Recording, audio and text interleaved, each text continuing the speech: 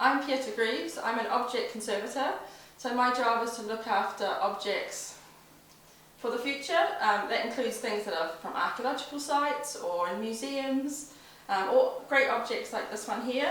So I got a chance to come work at Bromsgrove School on this amazing sledge. It's been to Antarctica as part of one of Scott's expeditions. So it's a really hard working object, more than sort of a piece of art. And my job was to make sure that it could be stable and that it was viewable and understandable for the public when they come and see it in the new centre. So the first thing I did was I removed the dust from the surface, and that was just to make sure that nothing was attracted to the dust. The dust will attract water particles, so making sure that didn't interact with the object.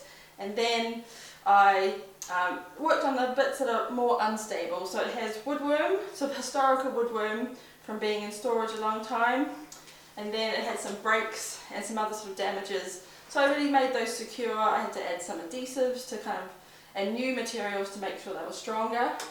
But adding sort of minimal intervention to make sure it could be just stable for the long term.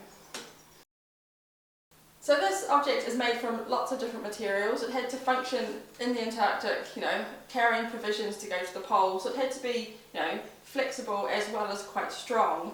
So we have the wood runners, a whole different, but we also have a lot of leather. So we have these leather binders so that it doesn't fit and it can kind of move as it goes across all the sort of the really uneven surface. Lots of things are strapped together with these small ropes, and then we have metal elements to really sort of bind that as well. So these are sort of copper alloy, and we have some iron struts back here just to really firmly hold those two bits together.